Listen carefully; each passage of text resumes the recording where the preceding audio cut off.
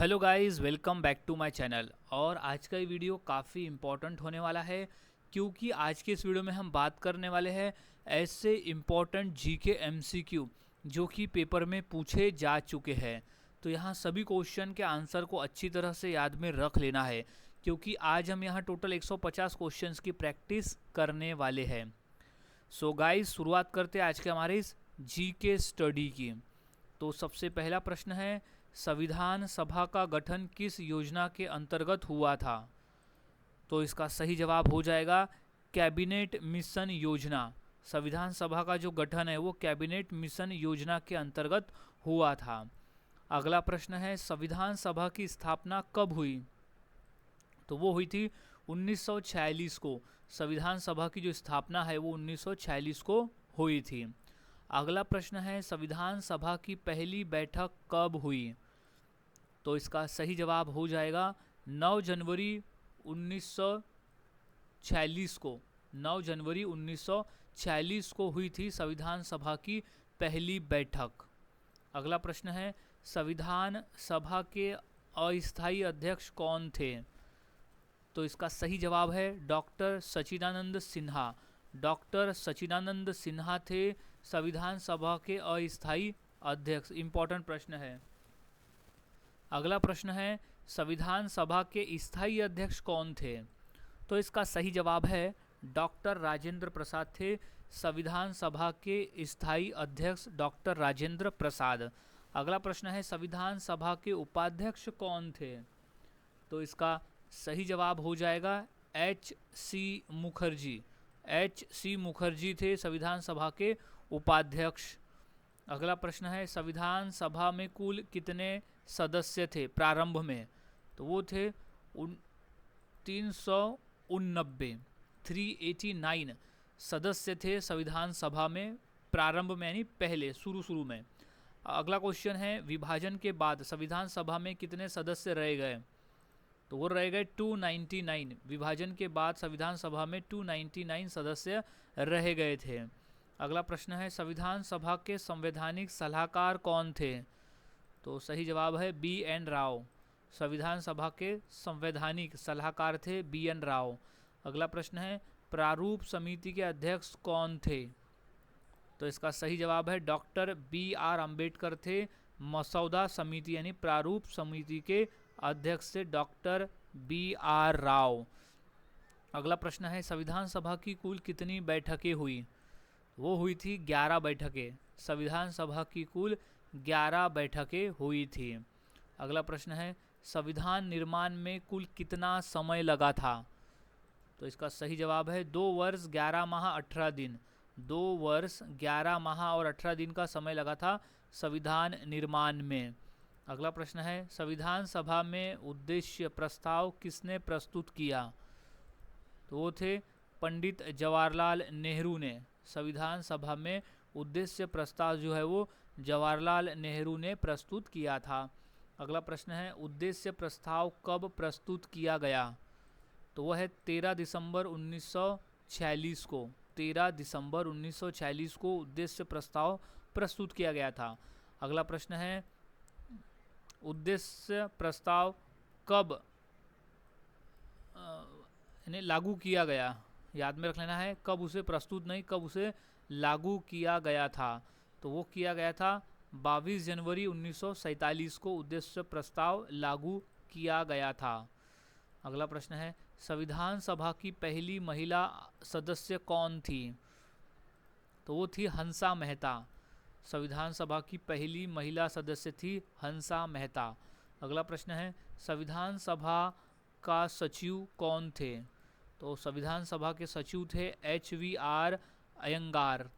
H.V. Rao Iyengar थे संविधान सभा के सचिव। अगला प्रश्न है, संविधान सभा में कुल कितनी समितियां थी? तो इसका सही जवाब हो जाएगा टोटल 22 समितियां थी। संविधान सभा में जो थे वो टोटल 22 समितियां थी। अगला प्रश्न है, संविधान सभा की प्रारूप समिति का गठन कब हुआ था? तो वो हुआ था 29 अगस्त 1947 को। संविधान सभा की प्रारूप समिति का जो गठन है वो 29 अगस्त 1947 को हुआ था। अगला प्रश्न है, संविधान सभा की अंतिम बैठक कब हुई?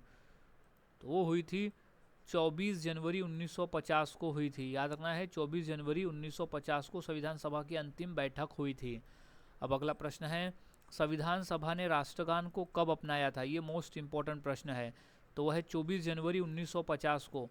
संविधान सभा ने राष्ट्रगान को 24 जनवरी 1950 को अपनाया था। अगला प्रश्न है, संविधान सभा ने राष्ट्रीय ध्वज को कब अपनाया था? तो वो है 22 जुलाई 1947 को संविधान सभा ने राष्ट्रीय ध्वज को अपनाया था। अगला प्रश्न है, भारतीय संविधान किस देश के संविधान से अधिक प्रभावित है? तो वो ब्रिटेन के संविधान से, जो भारत का संविधान है वो ब्रिटेन के संविधान से सबसे अधिक प्रभावित है। अगला प्रश्न है, संविधान सभा में कुल कितनी महिला सदस्य थी?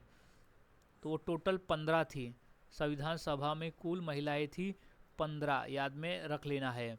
अब अगला प्रश्न है कि भारतीय संविधान को अपनाने की तिथि क्या है? तो वो है 26 जनवरी 1950। भारतीय संविधान को अपनाने की जो तिथि है वो है 26 जनवरी 1950, इसलिए हम 26 जनवरी को गणतंत्र दिवस के रूप में मनाते हैं। अगला प्रश्न है, संविधान सभा ने भारत को गणराज्य घोषित कब किया था? तो इसका सही जवाब है 26 जनवरी 1950 को संविधान सभा ने भारत को गणराज्य घोषित किया था। इम्पोर्टेंट प्रश्न है। अब अगला प्रश्न है कि संविधान सभा ने अल्पसंख्यक समिति के अध्यक्ष कौन थे? तो संविधान सभा में अल्पसंख्यक समिति के अध्यक्ष थे सरदार वल्लभ भाई पटेल, अल्पसंख्यक समिति के अध्यक्ष थे। अगला प्रश्न है, संविधान सभा में संघ शक्ति समिति के अध्यक्ष कौन थे? तो वो थे जवाहरलाल नेहरू थे। संविधान सभा में संघ शक्ति समिति के अध्यक्ष थे जवाहरलाल नेहरू। अगला प्रश्न है, संविधान सभा ने राष्ट्रपति का चुनाव कब किया था? तो वो किया था 24 जनवरी 1950 को संविधान सभा ने राष्ट्रपति का चुनाव किया था। अगला प्रश्न है, संविधान सभा ने संविधान को कब हस्ताक्षरित किया? तो वो है 24 जनवरी 1950 को संविधान सभा ने संविधान को हस्ताक्षरित किया था। अगला प्रश्न है, संविधान सभा का कार्य आधिकारिक रूप से कब समाप्त हुआ? तो वो हुआ था 24 जनवरी 1950 को संविधान सभा का कार्य आधिकारिक रूप से समाप्त हुआ था। अगला प्रश्न है, भारत का सर्वोच्च खेल पुरस्कार कौन सा है? तो इसका सही जवाब है मेजर ध्यानचंद खेल रत्न पुरस्कार है भारत का सर्वोच्च खेल रत्न पुरस्कार। अगला प्रश्न है, मेजर ध्यानचंद खेल रत्न पुरस्कार की शुरुआत कब हुई थी? तो वो हुई थी 1991 से 1992 के बीच में हुई थी मेजर ध्यानचंद खेल रत्न पुरस्कार। पहले ये राजीव गांधी खेल रत्न पुरस्कार के नाम से जाना जाता था। अगला प्रश्न है, अर्जुन पुरस्कार किस क्षेत्र में दिया जाता है? तो वो क्षेत्र है खेल के क्षेत्र में। अर्जुन पुरस्कार जो है वो खेल के क्षेत्र में दिया जाने वाला पुरस्कार है। अगला प्रश्न है, अर्जुन पुरस्कार की स्थापना कब हुई? तो वो है 1961 में हुई थी। अर्जुन खेल रत्न यानी अर्जुन पुरस्कार की जो शुरुआत है वो हुई थी 1961 में। अगला प्रश्न है, द्रोणाचार्य पुरस्कार किससे दिया जाता है? तो वो खेल प्रशिक्षकों को दिया जाता है। द्रोणाचार्य पुरस्कार यानी जो कि खेल सिखाते हैं उनको दिया जाता है, कोच को। अगला प्रश्न है, द्रोणाचार्य पुरस्कार की शुरुआत कब हुई? तो वो हुई थी 1985 में। द्रोणाचार्य पुरस्कार की जो शुरुआत है वो 1985 में हुई थी। अब अगला प्रश्न है, ध्यानचंद पुरस्कार किससे संबंधित है? तो वो संबंधित है आजीवन खेल योगदान से। ध्यानचंद पुरस्कार का संबंध है आजीवन खेल योगदान से। अगला प्रश्न है, ध्यानचंद पुरस्कार किस वर्ष शुरू हुआ? तो वो हुआ था सन 2002 से शुरू हुआ था ध्यानचंद पुरस्कार। अगला प्रश्न है, मौलाना अबुल कलाम आज़ाद ट्रॉफी किसे दी जाती है? तो वो विश्वविद्यालय को दी जाती है। जो विश्वविद्यालय खेल में सर्वश्रेष्ठ होता है उसे मौलाना अबुल कलाम आज़ाद ट्रॉफी दी जाती है। अगला प्रश्न है, मौलाना अबुल कलाम आज़ाद ट्रॉफी किस क्षेत्र से संबंधित है? तो इसका सही जवाब हो जाएगा वो है खेल से संबंधित मौलाना अबुल कलाम आज़ाद ट्रॉफी का संबंध। अगला प्रश्न है, भारत का सर्वोच्च साहसिक खेल पुरस्कार कौन सा है? तो वो है तेंजिंग नोर्गे राष्ट्रीय साहसिक पुरस्कार। तेंजिंग नोर्गे राष्ट्रीय साहसिक पुरस्कार है सर्वोच्च साहसिक खेल पुरस्कार। अगला प्रश्न है, तेंजिंग नोर्गे पुरस्कार किससे संबंधित है? तो वो संबंधित है साहसिक खेल से।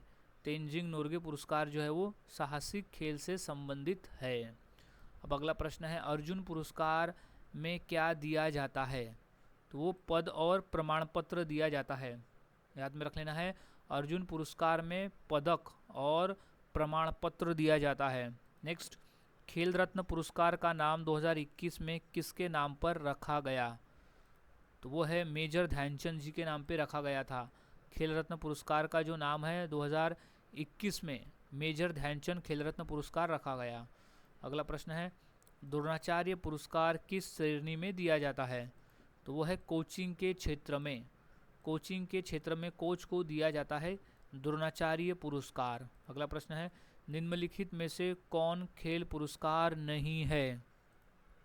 तो है पद्म विभूषण। पद्म विभूषण जो है वो एक खेल पुरस्कार नहीं है, जबकि अर्जुन पुरस्कार, द्रोणाचार्य पुरस्कार और ध्यानचंद पुरस्कार ये तीनों जो है वो खेल पुरस्कार है। अब अगला प्रश्न है, अर्जुन पुरस्कार प्राप्त करने वाले पहले भारतीय कौन थे? तो वो थे पी.के. बनर्जी। अर्जुन पुरस्कार प्राप्त करने वाले पहले भारतीय थे पी.के. बनर्जी। अगला प्रश्न है, द्रोणाचार्य पुरस्कार प्राप्त करने वाले पहले व्यक्ति कौन थे? तो वो थे ओ.एम. नाम्बियार। ओ.एम. नाम्बियार थे द्रोणाचार्य पुरस्कार प्राप्त करने वाले पहले व्यक्ति। अगला प्रश्न है, खेल रत्न पुरस्कार किस आधार पर दिया जाता है? ये मोस्ट इम्पॉर्टेंट पॉइंट है। तो वो है पिछले 4 वर्षों के उत्कृष्ट प्रदर्शन को देखते हुए। कोई भी खिलाड़ी के पिछले 4 साल में किए गए उसके उत्कृष्ट प्रदर्शन को देखते हुए उसे खेल रत्न पुरस्कार दिया जाता है। अगला प्रश्न है, मौलाना अबुल कलाम आज़ाद ट्रॉफी किस स्तर पर दी जाती है? तो वो दी जाती है विश्वविद्यालय के स्तर पर। मौलाना अबुल कलाम आज़ाद ट्रॉफी जो है वो विश्वविद्यालय के स्तर पर दी जाती है। अगला प्रश्न, निम्नलिखित में से कौन सा पुरस्कार खिलाड़ियों के लिए नहीं है? तो वो है द्रोणाचार्य पुरस्कार जो है वो खिलाड़ियों के लिए नहीं होता है, क्योंकि ये कोच को दिया जाता है जो उन्हें सिखाते हैं। अगला प्रश्न है, खेल रत्न पुरस्कार में नगद राशि कितनी होती है? तो वो होती है 25 लाख की। खेल रत्न पुरस्कार में जो नगद राशि होती है वो 25 लाख की होती है। अब अगला प्रश्न है कि अर्जुन पुरस्कार में नगद राशि कितनी होती है? तो वो होती है 15 लाख की। अर्जुन पुरस्कार में जो नगद राशि है वो 15 लाख की होती है। अगला प्रश्न है, द्रोणाचार्य पुरस्कार में नगद राशि कितनी होती है? तो वो होती है 10 लाख की। द्रोणाचार्य पुरस्कार में 10 लाख की राशि होती है नगद। अगला प्रश्न है, ध्यानचंद पुरस्कार में नगद राशि कितनी होती है? तो वो होती है 25 लाख की। ध्यानचंद पुरस्कार में 25 लाख की राशि नगद में दी जाती है। अगला प्रश्न है, भारत सरकार द्वारा खेल रत्न पुरस्कार किस मंत्रालय द्वारा दिए जाते हैं? तो वो युवा कार्य एवं खेल मंत्रालय के द्वारा दिया जाता है खेल पुरस्कार। अगला प्रश्न है, अर्जुन पुरस्कार का संबंध किस महाकाव्य से है? तो वो है महाभारत से। अर्जुन पुरस्कार का जो संबंध है वो महाभारत महाकाव्य से है। अगला प्रश्न है, मेजर ध्यानचंद किस खेल से संबंधित थे? तो वो हॉकी से संबंधित थे मेजर ध्यानचंद, और उन्हें हॉकी का जादूगर भी कहा जाता है। ये भी याद में रख लेना है कि मेजर ध्यानचंद को हॉकी का जादूगर भी कहा जाता है। अगला प्रश्न है, खेल रत्न पुरस्कार का पूर्व नाम क्या था? तो वो था राजीव गांधी खेल रत्न पुरस्कार। राजीव गांधी खेल रत्न पुरस्कार था खेल रत्न का नाम, फिर उसे 2021 में बदलकर मेजर ध्यानचंद खेल रत्न पुरस्कार किया गया। अगला प्रश्न है, तेंजिंग नोर्गे पुरस्कार किस वर्ष शुरू हुआ? तो वो था 1974 में तेंजिंग नोर्गे पुरस्कार शुरू हुआ, जो कि एक साहसिक क्षेत्र में दिया जाता है। नेक्स्ट, अर्जुन पुरस्कार का प्रतीक चिन्ह किससे संबंधित है? तो वह है धनुष बाण से। अर्जुन पुरस्कार का जो प्रतीक है चिन्ह वो धनुष बाण से संबंधित है। अगला प्रश्न है, खेल रत्न पुरस्कार पाने वाले पहले खिलाड़ी कौन थे? ये गाइज है मोस्ट इम्पोर्टेंट प्रश्न है और काफ़ी बार पेपर में आया हुआ है। तो इसका सही जवाब है विश्वनाथन आनंद। खेल रत्न पुरस्कार पाने वाले जो पहले खिलाड़ी थे वो थे विश्वनाथन आनंद, जो कि शतरंज का खेल खेलते हैं। नेक्स्ट, द्रोणाचार्य पुरस्कार का प्रतीक किससे संबंधित है? तो वो गुरु से संबंधित है द्रोणाचार्य पुरस्कार का प्रतीक। अब अगला प्रश्न है, अर्जुन पुरस्कार में कौन सा सम्मान दिया जाता है? तो कांस्य प्रतिमा, प्रमाण पत्र और नगद। कांस्य प्रतिमा, प्रमाण पत्र और नगद दिया जाता है अर्जुन पुरस्कार में। नेक्स्ट, भारत में खेल पुरस्कार किस स्तर पर दिए जाते हैं? तो वो राष्ट्रीय स्तर पर दिए जाते हैं। भारत में जो खेल रत्न पुरस्कार है वो राष्ट्रीय स्तर पर दिए जाते हैं। नेक्स्ट, निम्नलिखित में से कौन सा पुरस्कार साहसिक खेलों से संबंधित है? तो वो तेंजिंग नोर्गे पुरस्कार जो है वो एक साहसिक खेलों से संबंधित पुरस्कार है। अब अगला प्रश्न है, खेल पुरस्कार किस दिन प्रदान किए जाते हैं? तो वो है 29 अगस्त को। 29 अगस्त के दिन हर साल खेल रत्न पुरस्कार दिए जाते हैं, क्योंकि 29 अगस्त को हम राष्ट्रीय खेल दिवस के रूप में भी मनाते हैं, जिस दिन मेजर ध्यानचंद जी की जयंती आती है। नेक्स्ट, 29 अगस्त किस महान खिलाड़ी का जन्मदिन है? तो वो है हॉकी के जादूगर मेजर ध्यानचंद। 29 अगस्त उनका जयंती आती है। अगला प्रश्न है, राष्ट्रीय खेल दिवस कब मनाया जाता है? तो वो है 29 अगस्त को मनाते हैं हम हर साल राष्ट्रीय खेल दिवस, क्योंकि इस दिन हॉकी के जादूगर कहे जाने वाले मेजर ध्यानचंद जी की जयंती आती है। अब अगला प्रश्न है, ताजमहल किस शहर में स्थित है? तो वो जयपुर में स्थित है। ताजमहल जो है वो नॉट जयपुर, आगरा में स्थित है। ताजमहल जो है वो आगरा में स्थित है, करेक्ट कर लेना है, not Jaipur, this is Agra. अगला प्रश्न है, ताजमहल का निर्माण किस मुगल शासक ने करवाया था? तो वो था शाहजहां ने। मुगल शासक शाहजहां द्वारा ताजमहल का निर्माण किया गया था। नेक्स्ट, कुतुब मीनार कहाँ स्थित है? तो कुतुब मीनार स्थित है दिल्ली में, जिसका निर्माण जो है वो कुतुबुद्दीन ऐबक ने करवाया था। अगला प्रश्न है, कुतुब मीनार का निर्माण किसने प्रारंभ करवाया था? तो वो कुतुबुद्दीन ऐबक ने कुतुब मीनार का निर्माण शुरू करवाया था। अब अगला प्रश्न है, लाल किला किस नगर में स्थित है? तो वो है दिल्ली में। लाल किला जो है वो दिल्ली में स्थित है, याद में रख लेना है, लाल किला दिल्ली में स्थित है। सो नेक्स्ट क्वेश्चन है, अजंता गुफाएं किस राज्य में स्थित है? तो इसका सही जवाब है महाराष्ट्र राज्य में स्थित है। अजंता की जो गुफाएं है वो महाराष्ट्र राज्य में स्थित है। अगला प्रश्न है, एलोरा की गुफाएं किस धर्म से संबंधित है? तो वो संबंधित है बौद्ध, हिंदू और जैन। एलोरा की जो गुफाएं है वो है बौद्ध, हिंदू और जैन धर्म से संबंधित। अगला प्रश्न है, कोणार्क का सूर्य मंदिर किस राज्य में स्थित है? तो इसका सही जवाब है उड़ीसा राज्य में स्थित है। कोणार्क का जो सूर्य मंदिर है वो उड़ीसा राज्य में स्थित मंदिर है। अगला प्रश्न है, कोणार्क सूर्य मंदिर का निर्माण किसने करवाया था? तो वो थे नरसिंहदेव प्रथम ने करवाया था कोणार्क सूर्य मंदिर का निर्माण। अगला प्रश्न है, महाबोधि मंदिर कहाँ स्थित है? तो स्थित है बोध गया में। महाबोधि मंदिर जो है वो बोध गया में स्थित है। अगला प्रश्न है, महाबोधि मंदिर किस धर्म से संबंधित है? तो वो बौद्ध धर्म से संबंधित है। महाबोधि मंदिर का जो संबंध है वो है बौद्ध धर्म से। अगला प्रश्न है, सारनाथ किस महान घटना से संबंधित है? तो वह है बुद्ध का प्रथम उपदेश।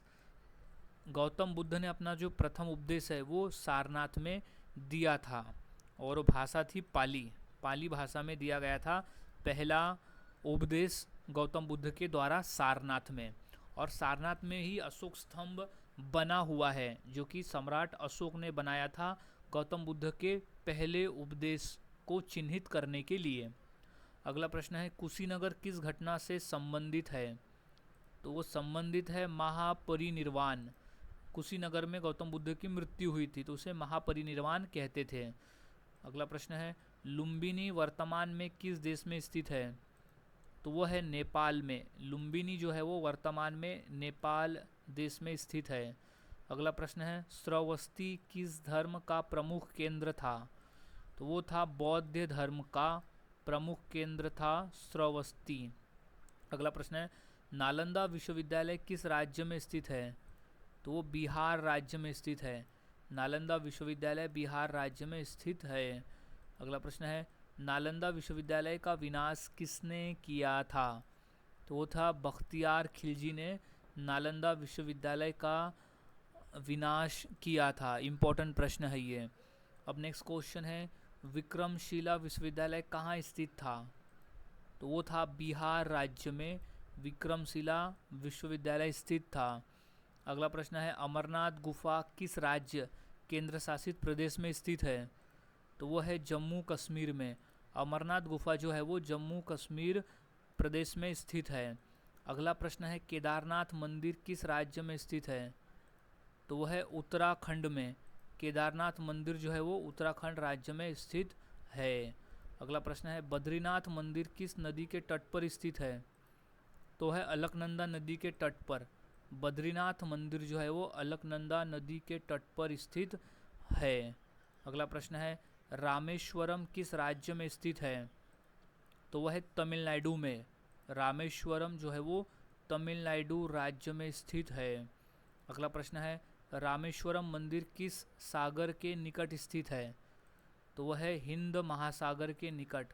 रामेश्वरम मंदिर जो है वो हिंद महासागर के निकट स्थित है। अगला प्रश्न है, द्वारका नगरी किस देवता से संबंधित है? तो वो कृष्ण से संबंधित है। द्वारका नगरी जो है वो भगवान कृष्ण से संबंधित है। अगला प्रश्न है, द्वारका किस राज्य में स्थित है? तो वह है गुजरात राज्य में।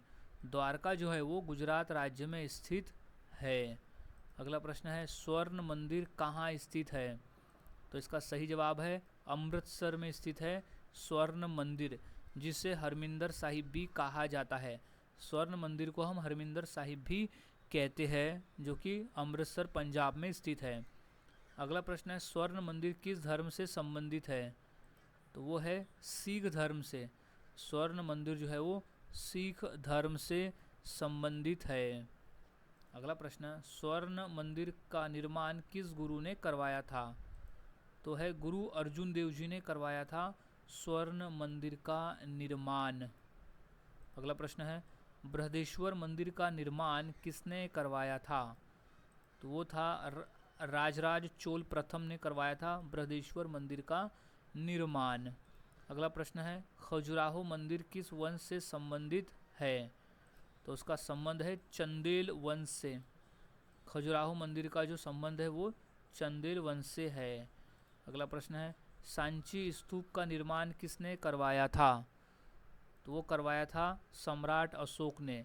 सांची स्तूप का जो निर्माण है वो सम्राट अशोक ने करवाया था। अगला प्रश्न है, शत्रुंजय पहाड़ी किस धर्म से संबंधित है? तो वो है जैन धर्म से संबंधित है। शत्रुंजय पहाड़ी जो है वो जैन धर्म से संबंधित है। अब अगला प्रश्न है, अयोध्या किस नदी के तट पर स्थित है? तो वो सरयू नदी के तट पर स्थित है। अयोध्या जो है वो सरयू नदी के तट पर स्थित है। अगला प्रश्न है, पुष्कर झील किस राज्य में स्थित है? तो वो है राजस्थान राज्य में। पुष्कर झील जो है वो राजस्थान राज्य में स्थित झील है। अब अगला प्रश्न है, विश्व में कुल कितने महाद्वीप है? तो इसका सही जवाब है 7 महाद्वीप है। विश्व में टोटल 7 महाद्वीप है। अगला प्रश्न है, क्षेत्रफल के आधार पर सबसे बड़ा महाद्वीप कौन सा है? तो वो है एशिया महाद्वीप। क्षेत्रफल के आधार पर एशिया महाद्वीप जो है वो सबसे बड़ा महाद्वीप है पृथ्वी पर। अगला प्रश्न है, क्षेत्रफल के आधार पर सबसे छोटा महाद्वीप कौन सा है? तो वो है ऑस्ट्रेलिया महाद्वीप। क्षेत्रफल के आधार पर सबसे छोटा महाद्वीप है ऑस्ट्रेलिया महाद्वीप। अगला प्रश्न है, जनसंख्या के आधार पर सबसे बड़ा महाद्वीप कौन सा है? तो वो है एशिया महाद्वीप जनसंख्या के आधार पर सबसे बड़ा महाद्वीप है। अगला प्रश्न, जनसंख्या के आधार पर सबसे छोटा महाद्वीप कौन सा है? तो वह है अंटार्कटिका महाद्वीप सबसे छोटा महाद्वीप है जनसंख्या के आधार पर। अगला प्रश्न है, एशिया महाद्वीप किस गोलार्ध में स्थित है? तो इसका सही जवाब है उत्तरी और पूर्वी गोलार्ध में स्थित है एशिया महाद्वीप। याद रखना है, उत्तरी और पूर्वी गोलार्ध में।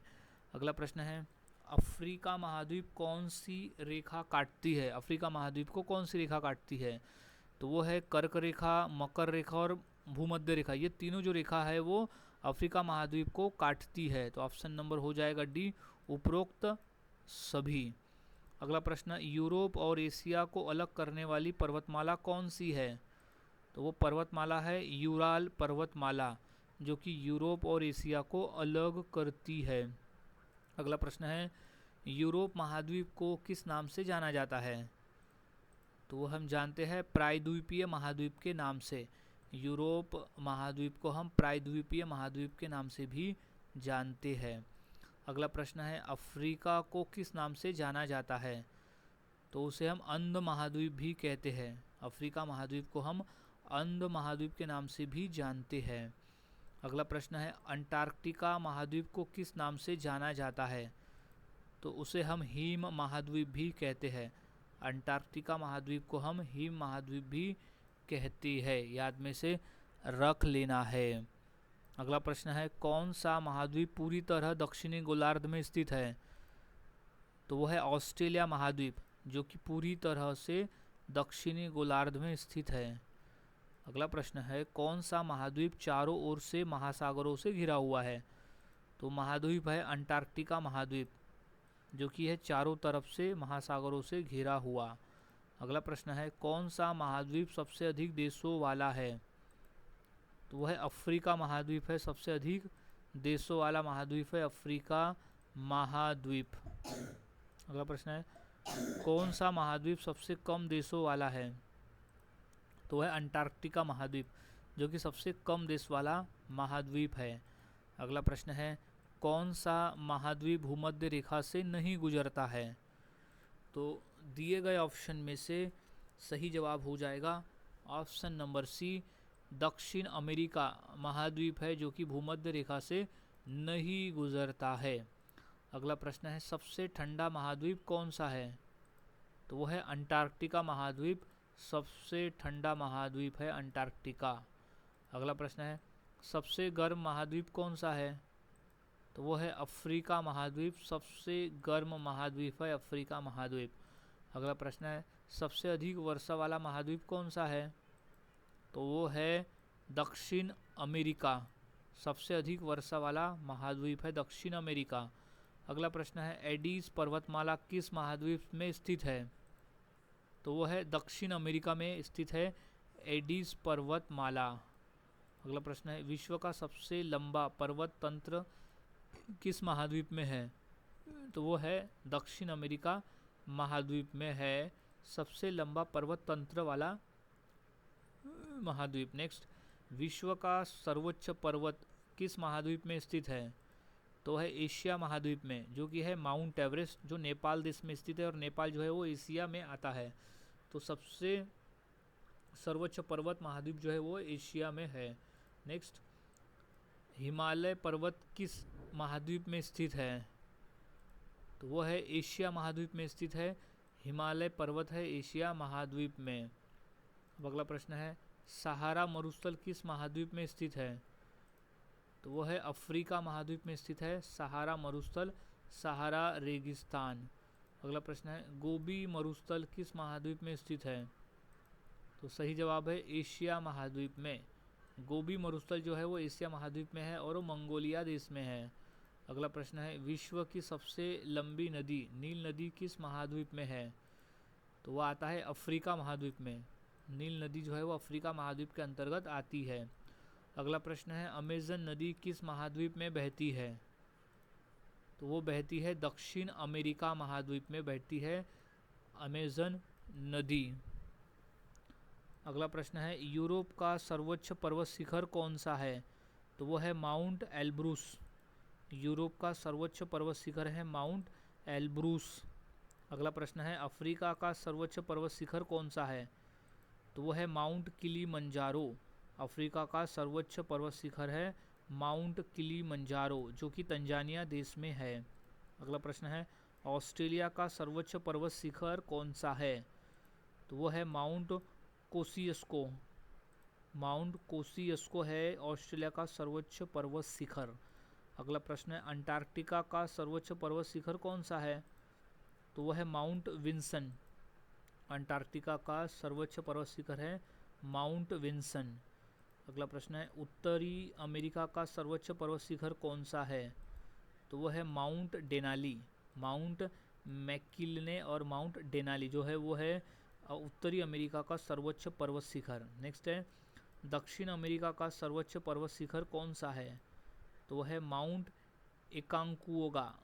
माउंट एकांकुओगा है दक्षिण अमेरिका का सर्वोच्च पर्वत शिखर। अगला प्रश्न है यूरोप और अफ्रीका को जोड़ने वाला जलडमरू मध्य कौन सा है? तो वह है जिब्राल्टर।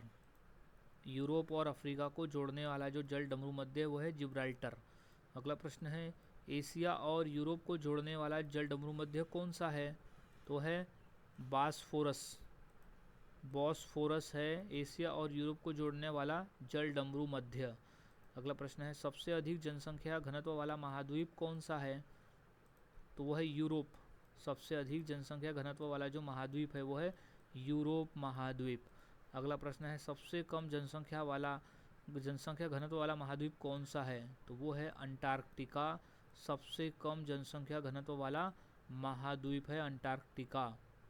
अगला प्रश्न है कौन सा महाद्वीप सबसे बाद में खोजा गया?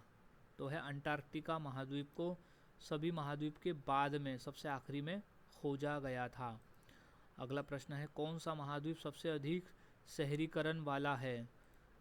तो वो है उत्तरी अमेरिका। उत्तरी अमेरिका जो महाद्वीप है वो सबसे अधिक शहरीकरण वाला है। अगला प्रश्न है कौन सा महाद्वीप सबसे अधिक भूकंपीय सक्रिय है? तो वह है एशिया महाद्वीप जो है वो सबसे अधिक भूकंपीय सक्रिय है। अगला प्रश्न है भारत किस महाद्वीप में स्थित है? तो वो स्थित है एशिया महाद्वीप के अंतर्गत आता है भारत देश। अगला प्रश्न है राष्ट्रीय जनसंख्या दिवस कब मनाया जाता है? तो हम मनाते हैं 11 जुलाई को। हर साल राष्ट्रीय जनसंख्या दिवस हम 11 जुलाई को मनाते हैं। अगला प्रश्न है राष्ट्रीय एकता दिवस कब मनाया जाता है? तो हम मनाते हैं 31 अक्टूबर के दिन, जिस दिन हमारे देश के लौह पुरुष सरदार वल्लभ भाई पटेल जी की जयंती आती है। उस दिन हम 31 अक्टूबर को राष्ट्रीय एकता दिवस के रूप में मनाते हैं। नेक्स्ट प्रश्न है राष्ट्रीय युवा दिवस कब मनाया जाता है? तो वो हम मनाते हैं 12 जनवरी को, क्योंकि इस दिन स्वामी विवेकानंद जी की जयंती आती है और उन्हीं की जयंती के अवसर पर हम राष्ट्रीय युवा दिवस हर साल 12 जनवरी को मनाते हैं। सो गाइज आज के इस वीडियो में हमने 150 क्वेश्चंस की प्रैक्टिस की जो काफ़ी इंपॉर्टेंट थे पेपर के पॉइंट ऑफ व्यू। तो यहाँ सभी क्वेश्चन के आंसर को अच्छी तरह से याद में रख लेना है, क्योंकि सभी क्वेश्चन पेपर में पूछे जा चुके हैं। सो मिलता हूँ ऐसे ही और नए जीके क्वेश्चंस के साथ अगली वीडियो में। तब तक के लिए चैनल के साथ बने रहे, वीडियोस को देखते रहे और इसी तरह से रोज़ाना जीके की प्रैक्टिस करते रहे।